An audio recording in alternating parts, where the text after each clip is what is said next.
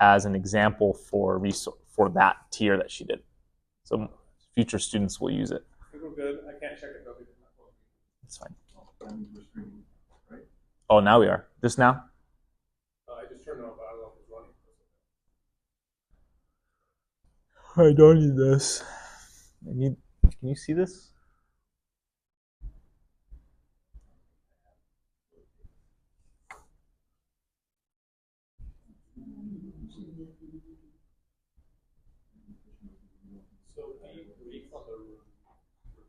Very brief. Like 5 minutes. What time is it?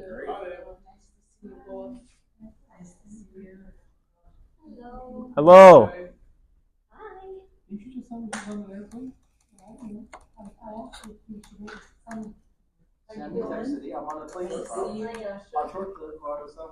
Thank you.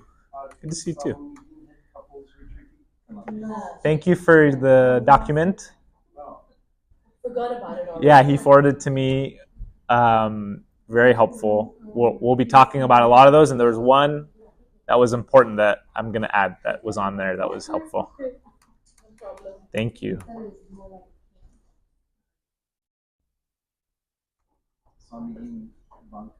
You can tell me time because I have this problem with time, as you know.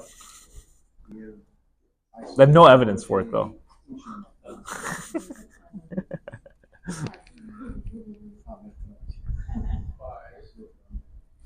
So he had Wi-Fi on the airplane. He said, call the office. I think this will be faster.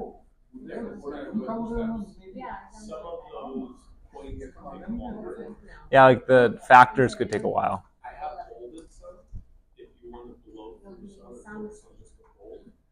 My Fold friends is the just most came important on aspect. I think they're groups of six. You're talking about the, there's not that many slides. It's just the true false stuff. Yeah, so you can do those quickly. But no, like this. Oh, you're killing me, dog. Oh, it's not that bad. Oh, I didn't bold any there actually. Session 2, maybe? Yeah.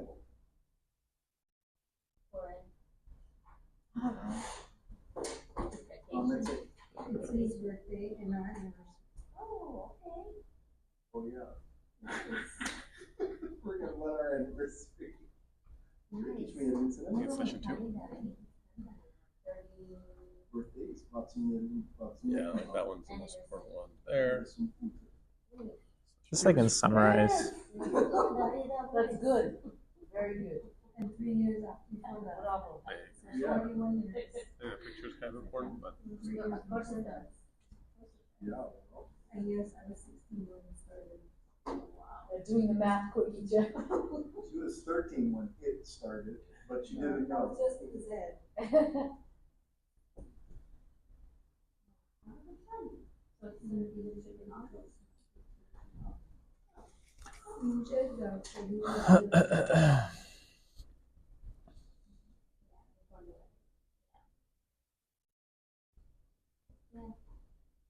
You have more letters before and after your name than you do in your name.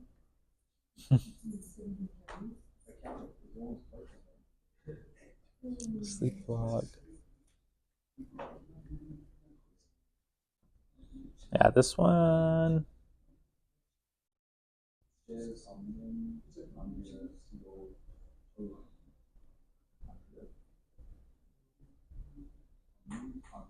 How are the kids, Jonathan? What are they doing now in the summer? They're in a 1-month summer camp. Oh, okay. Boarding. Both of them? Yeah. Hey, that's it.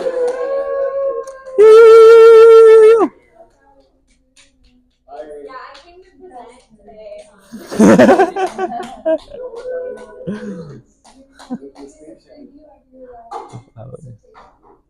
How would people try to do? So a person that needs to like. I just have to do some more edits and it's over with. So. That reminds me, I called a friend for other reasons. His wife is in charge of, she's a psychologist. She works for the public sector. He's in charge of the largest something device internal. For interns? Yeah, specifically what I told him where you're at, he said, that's what my wife does. Ooh, okay. So wait, so they 15 minutes should be your journey. Yeah. intern. She's the director of the largest, I call something. Okay. In the area. Yeah. Yeah. Cool, yeah, let me That's know. actually the only place. That's the only place I've been there.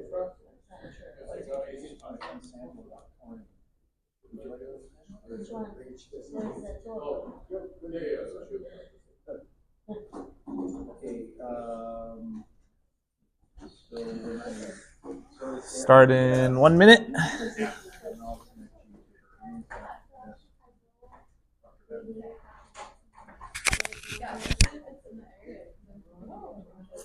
Whoa, there are pictures of the slides on your keyboard. Yeah, why did you get it? Well, if I apply there, I'm applying. Yeah, where are your they don't even do it anymore, right? That's in one generation. Right now, my number one. It seemed cool in the moment. They did not. So, It seemed but it's One like an hour instance that I drive. look at that and get excited. Not once. What's it today? Yeah. Yeah, they have But they're end up quitting soon, so we were like, wait, can I use the discount? I love it. Discount more important than dumb bar.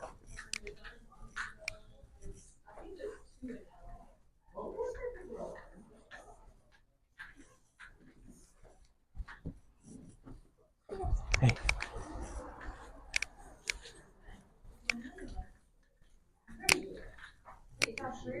What's up, Chief? I don't know. One that pays well. I'm not sure. Oh, that sounds familiar. Oh.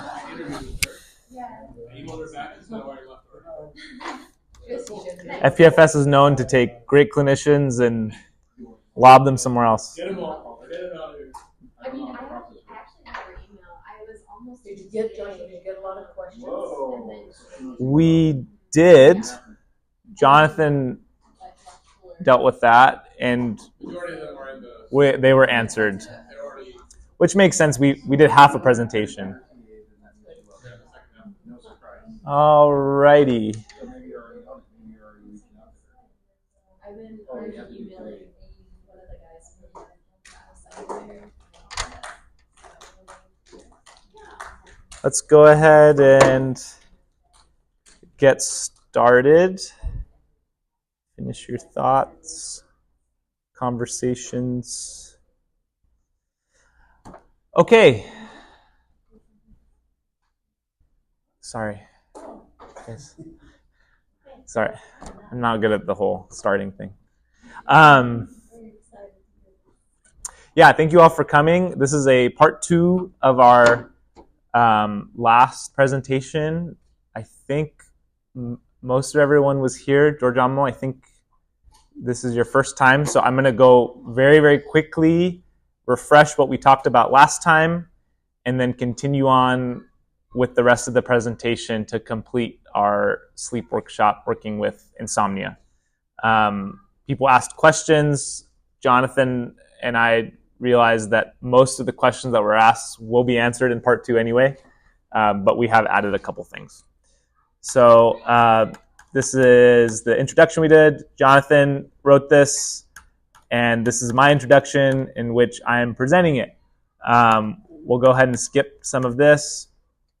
This is a reminder that sleep is unique to everyone. People have jobs that are require them to break these patterns. So this might not be applicable to you, but most of the wisdom or the research that we're presenting is applicable to most people. So we really do recommend, even if you're not struggling with insomnia, if you're struggling with hypersomnia, which is sleeping too much, or you're just generally not satisfied with your sleep routine, some of these things can still be catered to you.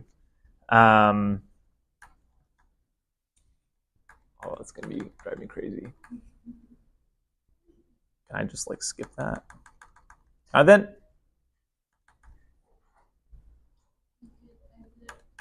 I could exit. Okay, we also went through our sleep stages. This was a slide about how sleep is not one consistent thing. There are different stages, different things that happen in your brain as you are sleeping, and the consistency of sleep, the amount of time of sleep, ensures that you get what you need at every stage. Every stage of sleep gives you something different. One stage is about repairing the body. Another stage, we think, this is theory, is about consolidating memory. And REM sleep is a stage which is usually the most ideal, is when your brain is very active and consolidating a lot of what's happened in the day. And the more you sleep, the more likely it is you get enough of each stage. That's a reminder. If you don't sleep enough, you'll skip stages, you will not get enough of each stage, and bad things start to happen to your body. It's a physiological process. Every part is impacted, and it's very important to get enough quality sleep. This is our bid for you to try to incorporate the things that we want to give in terms of helping insomnia, and not to brush aside not sleeping enough as an unimportant issue. It's very, very important to get enough sleep. This is a reminder of what stage 3 looks like.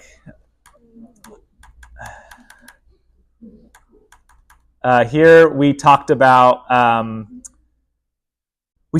sleep load, about the economy of feeling sleepy versus fatigue.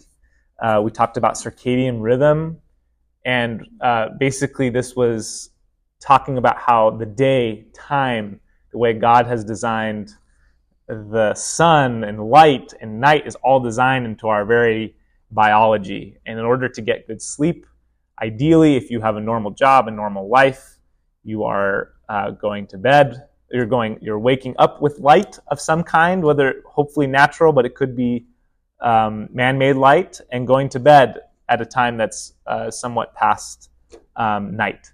And with sleep, that's circadian rhythm. And with sleep load, we're encouraging to, this is more the other slide, but this is here too, to minimize naps if you're having troubles with sleep.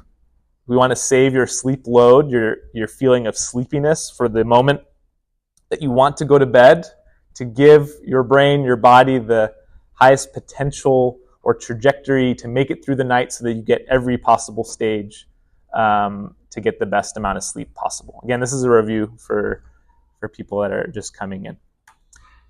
We went through some of our myths. I think we went through all of them, right? Except the last two.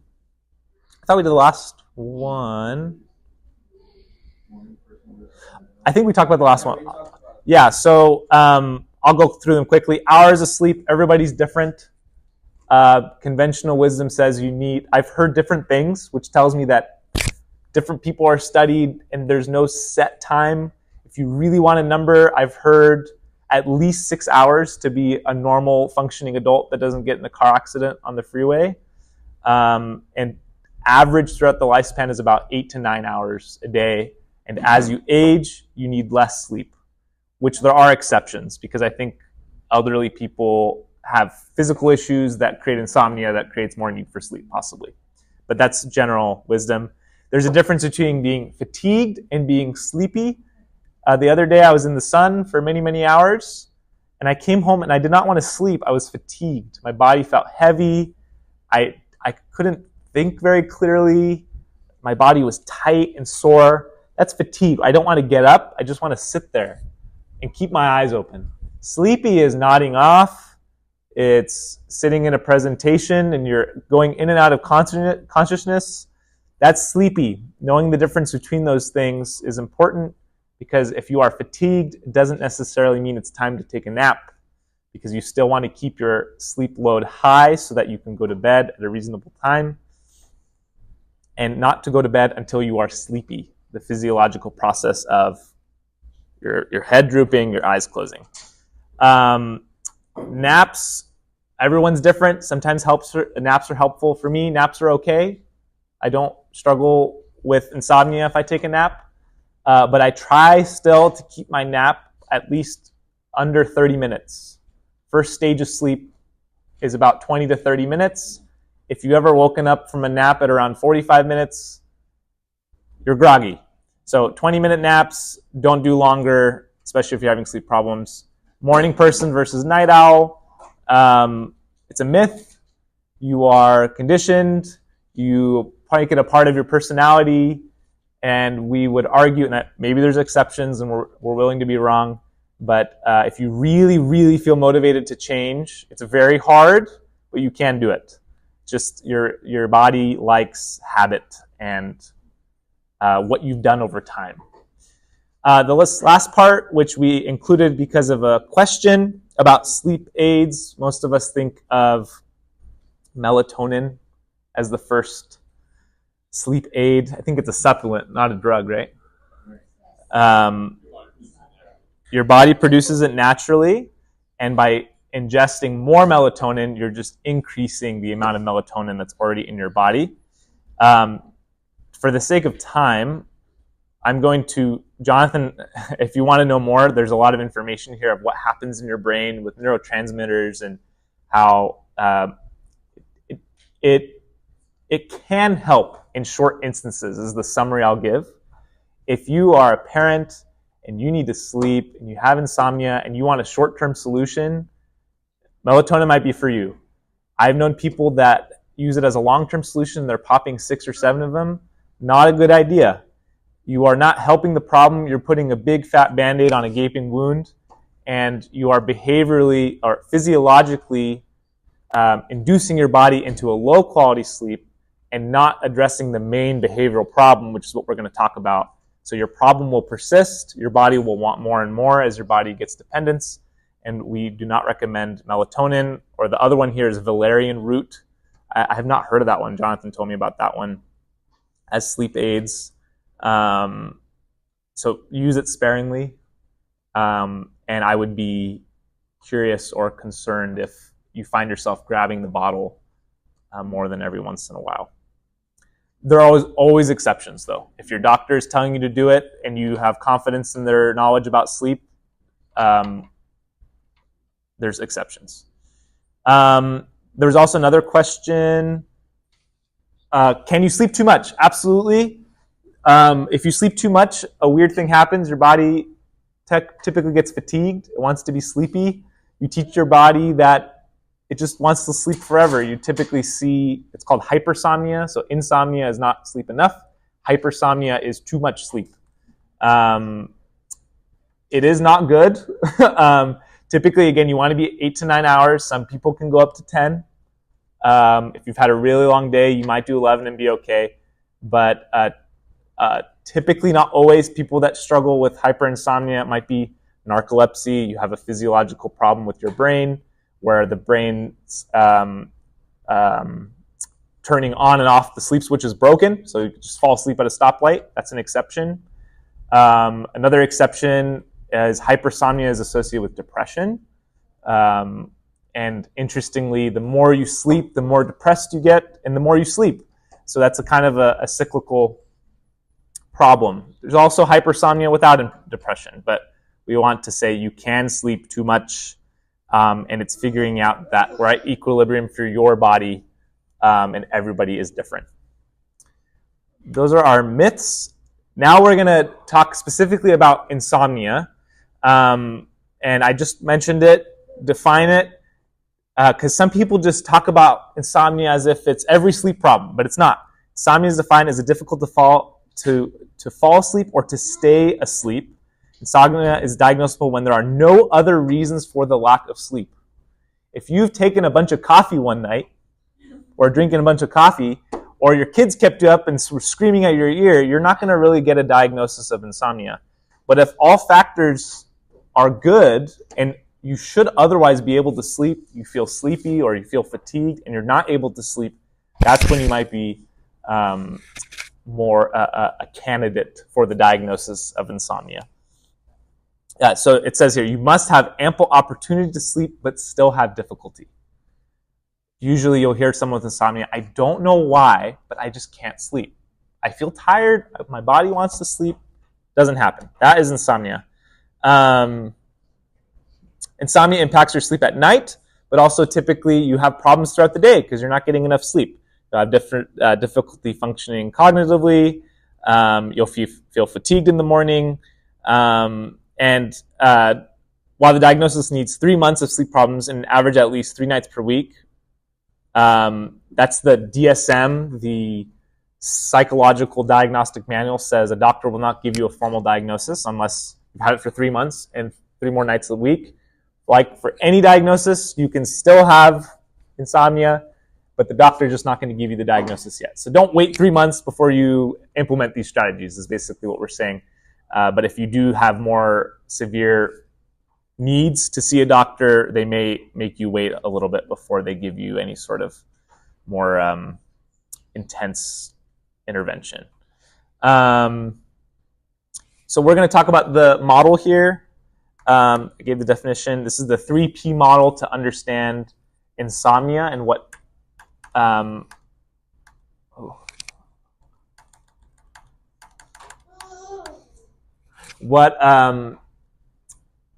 my goodness. Sorry, guys. It's not working. I'm just going to leave it. So there's 3P model, 3 different ways to think about the factors that might put you at risk for insomnia at any given day. So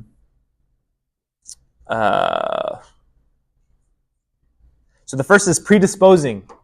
Predisposing factors, I like to think of them as physiological factors, factors that are a part of your body.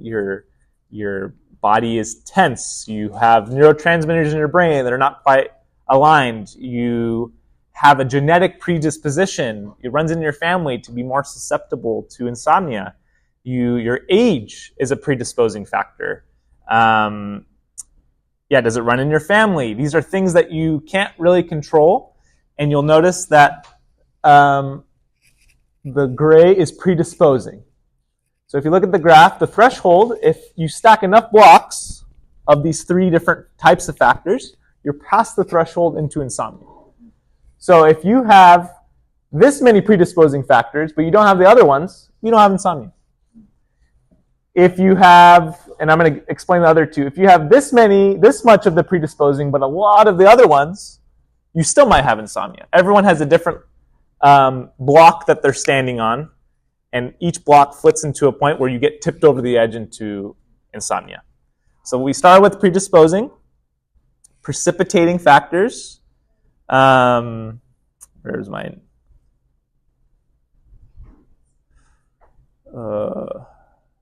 Precipitating factors are, so predisposing is physiological, precipitating are typically life changes. You have a new kid, you have a job, your boss is yelling at you and you're stressed, things that are more flexible, dynamic throughout your day, a family conflict, grief, some sort of other issue that is happening to you. These are precipitating. I think the word precipitating is like budding, or like it's causing it to kind of ignite. And then finally, we have perpetuating factors. These are things that keep the insomnia going. So you have your predisposing factors, you have your perpetuating, and then your precipitating, and then perpetuating is, now that you have all these problems and you have insomnia, you start having bad sleep habits. You tell yourself, I just don't sleep well, so you just accept it, and you go sleep 3 hours a night, and you just kind of accept it. Perpetuating factors are the things that we can change the most, because they are things that keep the insomnia going and that we can reduce to try to create a adaptive cycle backwards. Things can help regulate stress with precipitating factors. We can give you medication to reduce anxiety. We can give you exercises. You can take you to therapy. But really today we're talking about perpetuating factors, behavioral changes that will try to reduce the insomnia to snowball. Yeah, the last thing. So that's the model. Any questions here? Cool. Prevalence. Insomnia is one of the most common disorders that gets overlooked. We are at a very sleep-deprived culture. Light bulbs are new. People didn't used to stay up. People didn't used to have very cognitive jobs. They didn't used to stare at screens. Most people are farmers. They get their plow, and the sun goes down, and they go to bed. This is a very new problem. One recent study found that 36% of Americans suffer from some type of sleep problem. 27% report occasional insomnia, and 9% reported chronic insomnia. 1 in 10 people have chronic insomnia. There's 20 people in this room. At least 2 people here, based on this data, would have it. I would say that I would be skeptical of these numbers. I wouldn't be surprised if it's more. The way studies works is it happens at any one point in time, and we talked about how your level of sleep throughout your lifetime changes.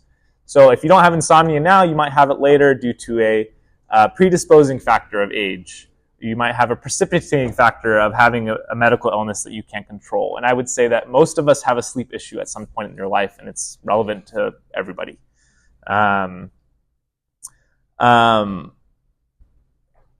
Insomnia is one of those problems that will lead to more problems. We talked about how sleep mends the muscles. It fixes the brain. If you have insomnia, it might lead to depression. If you have insomnia, it might lead to accelerating arthritis in your joints because they're not being prepared properly. So it's a very important problem. And there's one more thing I was going to say. So we're going to talk now. We've talked about how we view it. We're going to talk about the model, CBTI, Cognitive Behavioral Therapy for Insomnia. These are the things that we want to give you to try to improve it. These are recommendations. These are not prescribed, and they could be wrong. So again, we're not giving you formal therapy. We're just giving you what a therapist might do with you so that you might be able to take something with you and try it. But we really do recommend if you have really severe problems, go get help. This is not a replacement for therapy. Most clinicians recommend CBTI before giving you medication to manage your sleep. On average, studies range between 70 to 80% of patients prescribed with CBTI have some sort of improvement. And medication typically has a 30% efficacy. I think that 30% is across the board with medication. Some people think medication is the gold standard, but I think most people would say it's not. CBTI, you meet with someone for 6 sessions. That is how long it is. It's pretty set in stone. It's very affordable. A lot of people think of therapy as a very expensive thing, which it is, very expensive. But CBTI is about giving you as much in as little amount of time as possible, so to keep costs down to help the most amount of people. So you typically see someone once a week for about 6 weeks. And this is, even though it's short and we're saying these are the tips and tricks, we don't want it to be reductive and say it's easy, you shouldn't have sleep problems. This is still a very hard process. The body is very complex, and this is very hard. And it's really unfair that some people have higher predisposing factors. It's really unfair that life is really hard right now and you have higher precipitating factors. And it's really up to each of us. We know our bodies better than doctors or other people to take responsibility to bring us below that threshold to sleep better, to take care of ourselves. Session 1, this is what we would do, and we're recommending maybe this is something to do, is we could give you a bunch of tips and tricks, but that's not very efficient. The recommendation is to keep track without changing anything of what your sleep looks like. This is called a sleep log. This is very typical of CBT. We want to get as much data as possible so we don't waste time to figure out which factor is the biggest for you, which thing can we fix the fastest to give you the most potential to get better. So I'm not gonna go through every question. And typically the first week you don't change anything. You just keep track for 7 days. So one question here, and we can provide this later because I don't think we'll remember it. What time did you get into bed? This is not always the same as what time did you go to sleep. Some people go to bed with the intention of reading a book or watching TV. So what time did you go to bed is different than what time did you sleep. The next question, what time did you try to go to sleep? So automatically, now I have the information of what time did I go to bed, what's my habit of going to bed, my bedtime routine, and what time did I sleep? How long did it take me? How efficient was that bedtime routine? Did I wait an hour to sleep? Did I wait an hour to sleep for a whole week? Was it just once because my kids were yelling? This is very important information for you to keep track of. And most people say, how do I know? I don't remember when I fell asleep last night. This is an estimate. You can kind of tell, did I sleep? Did I stay up for an hour last night? Did I stay up for 10 minutes? Precision is not the goal. It's more to get a sense of a large 10-minute general, 10 minutes or an hour kind of thing. How efficient of you? How many times did you wake up? Not counting your final awakening. How long did you stay awake? What time was your final awakening? What time did you get out of bed for the day? So, did you wake up and feel refreshed and get out of bed? So you woke up at 5 and you got out of bed at 5:01? Or did you wake up and stayed in bed because you feel so horrible and your job is really hard and I'm really tired and stay in bed for another hour? That's another helpful piece of data to know how your quality of sleep. Did you nap or doze in the day? Is what I'm doing working? Am I sleepy throughout the day? Counting naps is helpful to have a number to know if it's working or not. Did you do any other comments? Did the dog wake me up? So if you woke up 3 times, but it's because your dog was barking, that's not necessarily a physiological reason or a insomnia reason. That just means you need to teach your dog to stop barking so you can sleep. So we're trying to get very clear. What are the reasons and what is the data? Because we don't want to give you melatonin because your dog's barking. That doesn't make any sense. You want to make the dog stop barking. And that goes with every single tip that we're going to give in this next part here.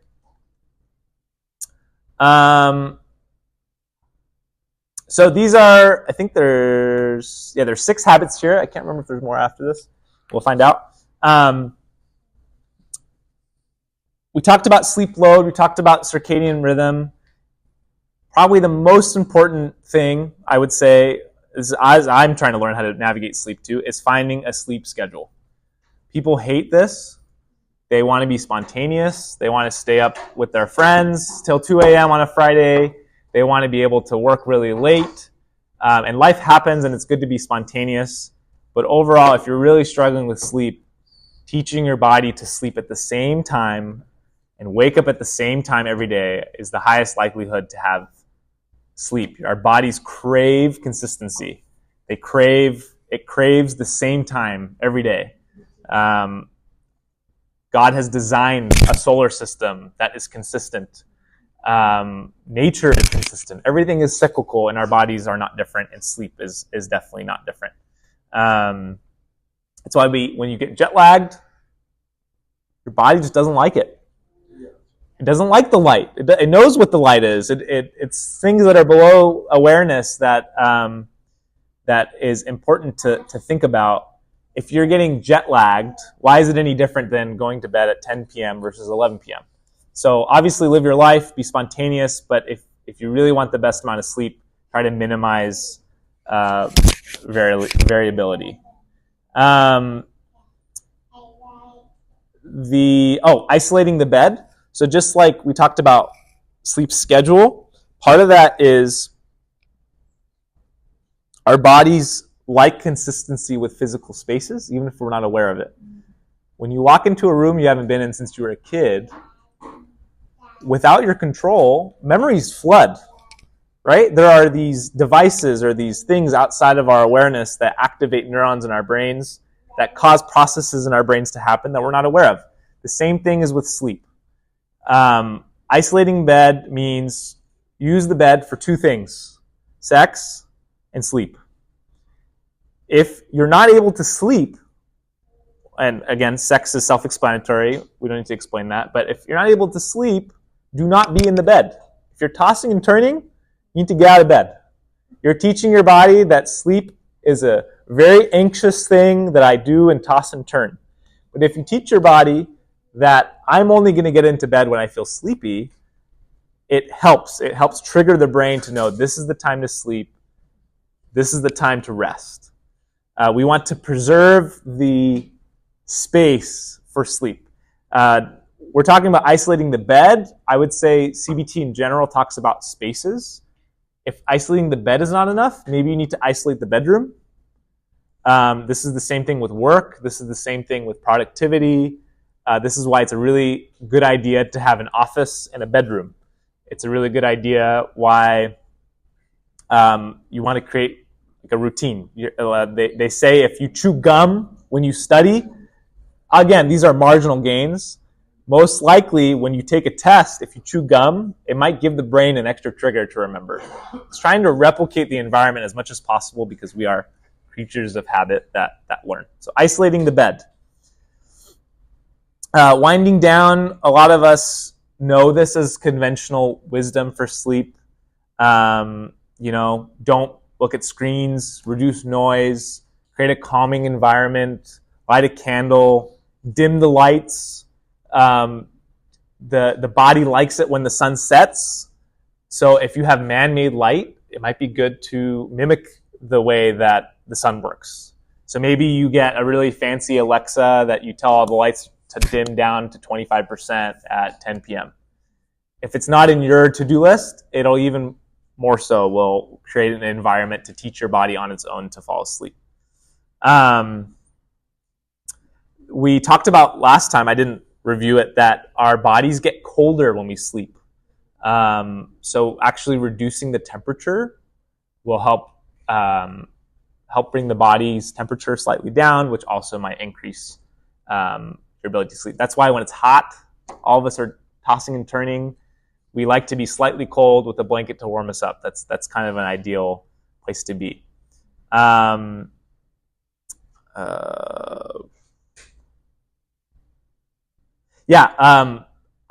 My thing, I watched a video once. This is on here. Like, make your bed in the morning because it's really nice and refreshing to come to an orderly bed that's already set for you. There's less steps. There's less. It's part of the routine. It's part of creating the space. It's a very, I would say, sacred space. Sleep is taking care of our bodies and being good stewards of that. And I would say that there's some sort of sacredness of creating a bed that's made. If you're going to watch TV is usually not good, but watch something calming. Don't watch the Bourne trilogy legacy series. Don't watch something really scary. I would even say maybe comedy is too stimulating. I think that's everyone's first choice. But if you're belly laughing over Seinfeld, you might want to keep watching. So watch nature. I don't know. Everyone's different on what's calming. If Jason Bourne puts you to sleep, go for it. I mean, reading something that isn't stimulating. Don't read a Harry Potter book. That'll keep you up. If you really love reading your Bible and you're just ready to turn the Word, read it in the morning. Don't read it at night, because if you're having trouble with sleeping, of course. Meditation, I've worked with that. That's very helpful for me. Very calming. Warm bath. I like to take a shower personally before bed. That's very soothing. Relaxes the muscles. Prayer, I think, is a great way to surrender things to God, which I think that's really helpful. And anything else that you can think of that calms you down. We talked about this. The third one is consistency. I think I explained that a little bit with the sleep schedule. My schedule is I brush my teeth and take a shower the same way every single night. I floss first, I brush, I water pick, I take a shower. You're teaching the body the ritual, the process. It's to the point that it's weird when I don't do it. Like, our bodies crave that rhythm. You actually create pathways in the brain, and you can create some pathways that lead to an ending of sleep. This is basic CBT. This is how all learning works, and we're catering it to sleep issues. So maybe your consistency is, I'm going to watch this nature show every single time before bed to tell my body that it's time to go to bed. I'm going to play with my pet every single day before I go to bed. I'm going to talk to my wife or my husband 10 minutes before I go to bed. We just want to create consistency. It's not as fun to be consistent, but it's much healthier. Fatigue versus sleepy. We're also running out of time. If you're not sleepy, you won't fall asleep. If you're not sleepy, do not get into bed. This might be hard in the beginning. You might not be able to do all the steps at the same time. How am I going to be consistent and not go to bed if I'm not sleepy? But this is a very important step that you want to teach the body, that I get into bed when I'm sleepy.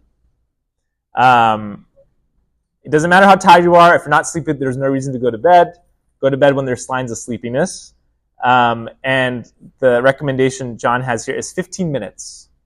If you're in bed longer than 15 minutes, tossing or turning, get out of bed. If you're awake longer than 15 minutes, get out of bed, find something calming, something that's going to induce sleepiness, and get up and engage in one of your sleepy activities. There's a famous psychologist that said, if you have insomnia, get up and take a toothbrush and start scrubbing the floor. You will get so bored and so tired, you will sleep eventually. Obviously, that's a very extreme, and I think it was serious, right? You used to actually do it, yeah. Very extreme, but do not toss and turn. Do not teach the body that this is a place of stress and unrest. We talked about avoiding naps. That's also another tip that we've talked about. So we're going to go quick here. Skip these. It's a good call. Session 3, sleep hygiene. These are more tips. I'm going to fly through this. 6:45, you said, right? Caffeine before noon. This is easy. Everyone knows caffeine keeps you up. I've seen all kinds of numbers of how long it is. I would say know your body. My body can sleep on caffeine. I process it very quickly. Some people, if they drink it past noon, they stay up. So know your body. Alcohol is not a good sleep aid. Depressants are not good sleep aids. It's similar to melatonin. I'd say alcohol is even worse. They actually see that it might get you to sleep faster, but it'll keep you up during the night. Alcohol is just not good for you.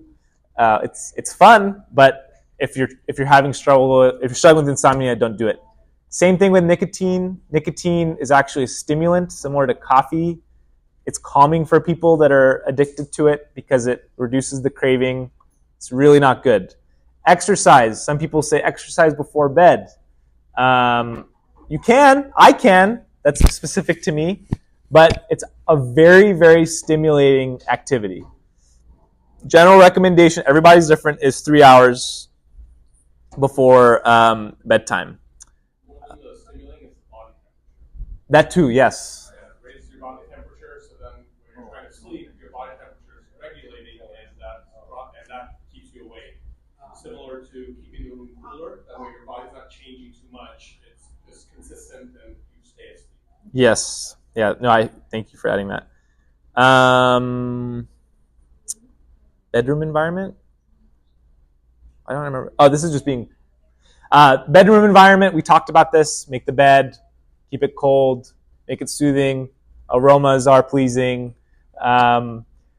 Sleeping in a clean room, for me, this is anecdotal, not research, is better.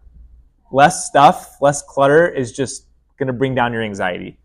And part of my routine personally is I don't do this every time. I try to clean my room before I go to bed. That's part of my bedtime routine. It's not very stimulating. It makes me relaxed, puts me to bed. Food at bedtime. Where is it? Food is great before bed. I have actually not learned this. I learned this from John. Don't feast. Don't give yourself indigestion that'll wake you up. Don't be gassy.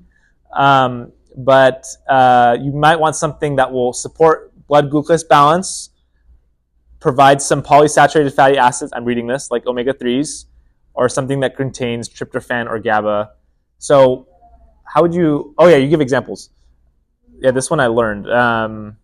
Milk, yogurt, cottage cheese, kefir, eggs, apples, oatmeal, popcorn, rice cakes, walnuts, or tea. I like drinking tea. High sugar or carb meals, processed foods, or lots of carb that's going to give you sustained digestion over time, might keep you up. Fried, spicy food, no good. We know this. We've all had an In-N-Out right before bed and woke up thirsty. I know I have. Fluid, keep some water by your bed. If you drink too much, you will wake up and need to pee. We've all done that as well. So that, I would say, just be well hydrated throughout the day so that you don't feel the need to chug a bunch of water before bed. We're going to skip these. I think we're almost done. Last one. The last several sessions, now that we've gotten the big blocks, these are the most effective things we can do: consistency, sleep schedule, monitoring when you're waking up. We want to try to reduce anxiety. I think if you've been at this church, if you've done a Friday night meditation, you've learned about deep breathing. It is probably the most talked about thing in our field. I kind of get annoyed about it whenever someone presents on it, because we talk about it so much, but it's not ironically, the reason it's talked about so much because of how helpful it is. More oxygen in your blood supply brings the adrenaline, brings the nervous system down, and that calms you down. Deep breathing, I'm not going to go through it, but deep breathing, figure out how stressed you are. You check in with yourself. I like doing this. I put one hand on my chest, and I'll say this simply, you take very slow, big breaths that feel comfortable with your diaphragm out. Not in your chest, but the diaphragm out. If you are interested in that, I can send you a worksheet. There are many. But I would say the breath, and I think there's theological things that you could talk about, the ruach, right? That is very important about breath, that calms us down and puts us in a place that can make us calm and put us in a place of sleep. These worrying about sleep. This is CBT, cognitive behavioral therapy. This is the cognitive part. Thoughts about sleep, your perception of sleep. I've talked to people with insomnia, and because not sleeping is so bad, it's so unpleasant, and I have a lot of compassion for people that struggle to sleep. There becomes a fear of sleep. What if I'm not going to be able to sleep tonight? My whole day is going to be ruined tomorrow. It's kind of a maladaptive thought. Or how am I going to be a parent? I can't sleep during the night. So this would be changing these thoughts, which is a hard thing to do, noticing them. Is this accurate? Is it not? And thinking back. Is every single time I sleep a really bad time? Well, there was this one time I didn't sleep that well, but I still had a great day. So it's really being objective with your thoughts. This is more of the work we would do in therapy, and not just on sleep, but it's keeping track of your thoughts, noticing, are these thoughts accurate enough, which is so reductive and simplistic, but is helpful to say it just in a sentence, and not using the bed to be worrying about your sleep. This is part of it too. If you're going to be worrying about sleep, do it somewhere else on the couch. Save the bed for sleepiness. Last section, problem solving. This is just logic. Whatever you have not solved, you can be a part of this process that has not been talked about. If your dog is barking, maybe you need to go get a trainer.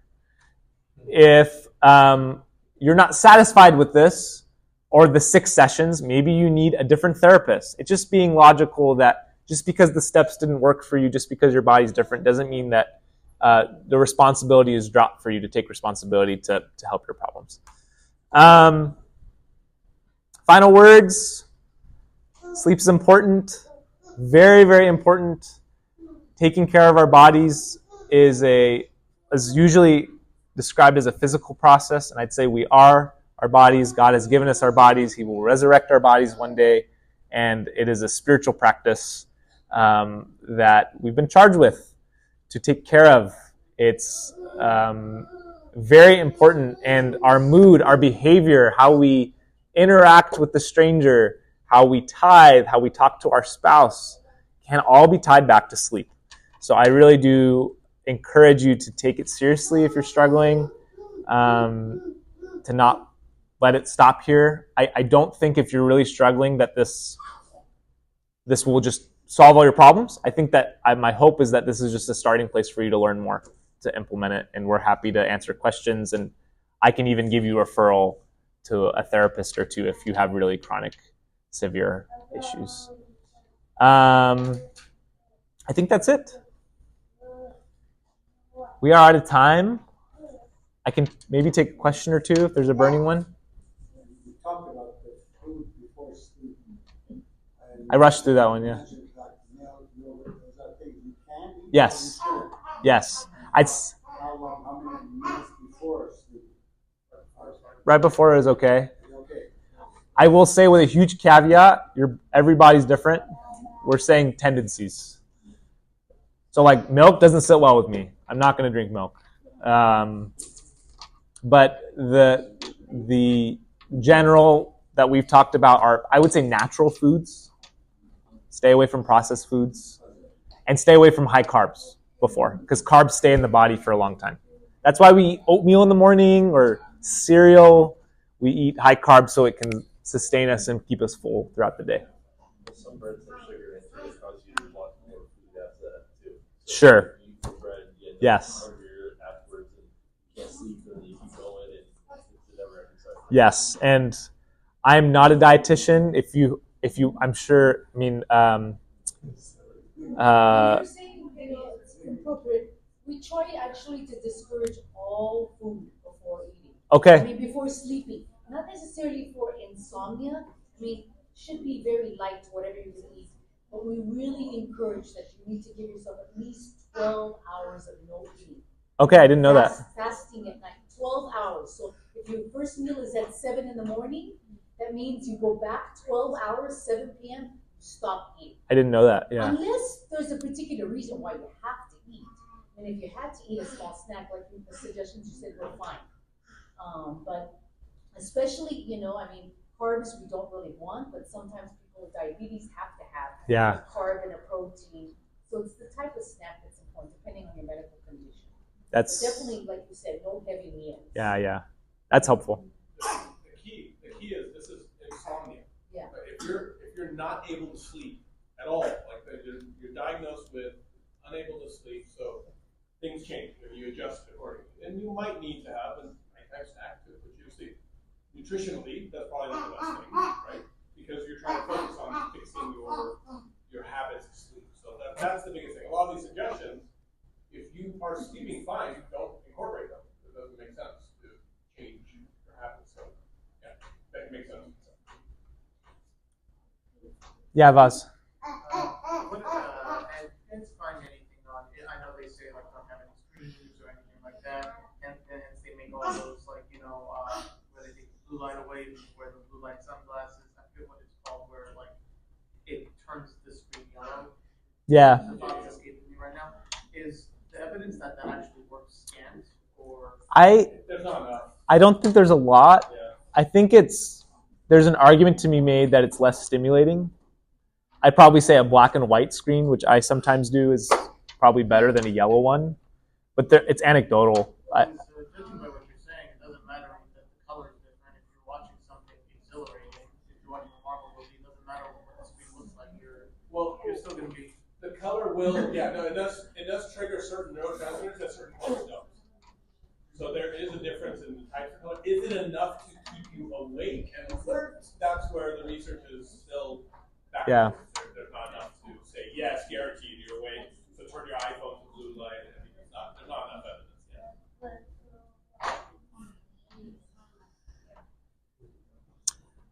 I will say this last thing. Change is very hard. It's very, very hard. Change is difficult, especially with sleep patterns. And I feel like there are great tips. And like it's saying here, years of problems can be done in a few weeks, but it still takes a few weeks. This is not a single night. Like, I found the magic bullet. This is trial and error. This is consistency. This is going a night without tossing and turning, which feels foreign, being tired the next day to try it. There is effort. So I encourage you to try. I have a question. But, So yeah, let's we'll do the last suppose that question. You get up in the middle of the night, you can't sleep, right? So if you go out and you try to read, you're gonna turn a light on. Isn't that gonna stimulate you to be awake? No? No. Oh. No. So that's Like, not blue light. I mean, if you turn on every light in the house, sure, but like Dim light. just enough that you can read. Okay, but you shouldn't turn on the TV. It's a very common. TV at the middle of the night is highly. So basically, reading is really kind of the only thing that's gonna make your mind tired. Toothbrush and tile. Brush on the floor. Yeah. I clean my room. I do the dishes, not stimulating. Yeah, dishes is a really good one. Going on a very calming walk. You're not gonna do that 4 in the morning. I have. My house, we do dishes as well. I will, yeah. Come to my house, we have to. That's fine.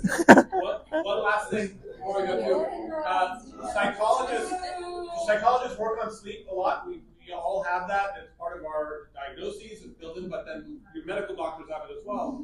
A lot of your medical doctors have access to sleep studies.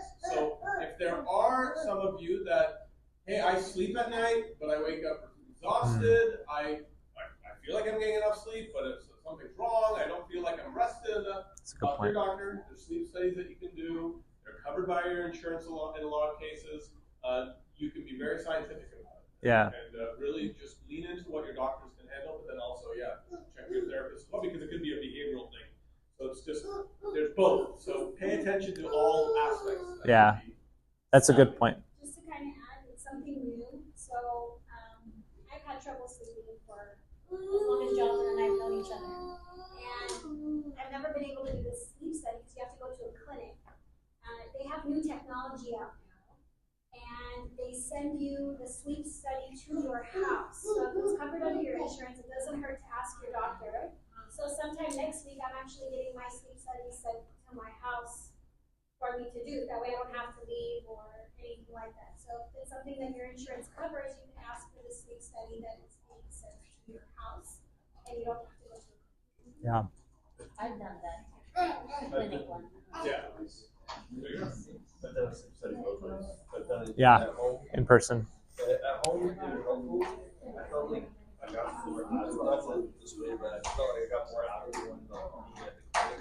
I went to one in Encino when I got here, and they basically, I showed up at like, just like, oh, show up at this time. Showed up at 7 p.m. I showed up, they got me all wired up. I was wired head to toe, like just everything. I looked like I was getting hypnotized. Then they just gave me a